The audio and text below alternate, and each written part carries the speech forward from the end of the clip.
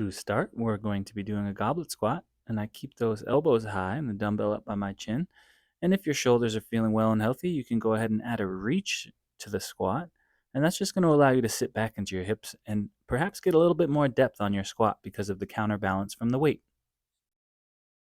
The next exercise is called a dead bug, and I'll be demonstrating a variety of options for you to choose from, starting with the easiest and finishing with the most difficult. I would begin with the first option, and once you feel like you've mastered your ability to keep control of the pelvis, lower back, and rib cage and maintain core tension, would you then progress to the next option?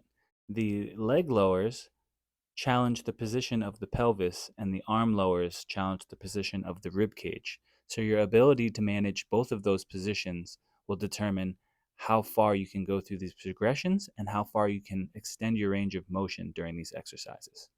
And the next exercise is just your standard strict push up. I'm trying to keep my tailbone tucked and find core activity as if I were doing a plank, and then moving in and out of the shoulder blades. So at the bottom, I'm squeezing my shoulder blades together. At the top, I'm pushing them apart.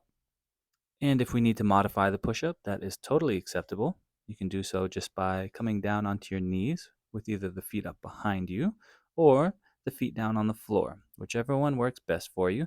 I'm still on my knees. The main thing we want to make sure we do is keep a good position. We don't want to leave our butt up in the air while we're doing them, like I just showed.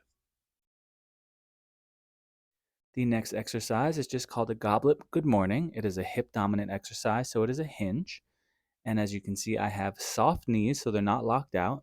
And feel free to experiment with how much knee bend you will need in order to keep a flat back during this movement.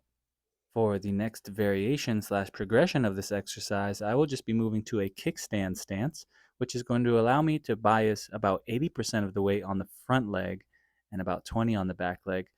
It's the same movement pattern from the hips, just using a different stance, which will increase the difficulty as well as help you incorporate some single leg work to this hinge. Now, to finish, I'll be demonstrating a variety of upper body exercises that can be performed with one dumbbell. And while I encourage you to try them all, I think it would be most important to talk about how the efficacy of a circuit like this, starting with the first exercise, and its ability to create stimulus in the body is going to rely heavily on your ability to push yourself close to the limit of performance with each exercise.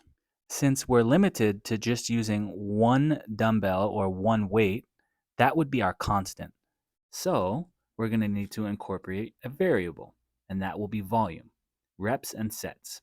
How much work will you be doing each time you perform this exercise circuit? And because everyone's capacity is very individual, I would recommend doing each exercise in this circuit until close to failure or momentary failure, and then allow yourself enough time to recover between each exercise. So if you're trying this exercise circuit at home, I would recommend pausing between demonstrations, doing each exercise till momentary failure, and continuing that process through the entire video. So please give it a try, and thanks for watching.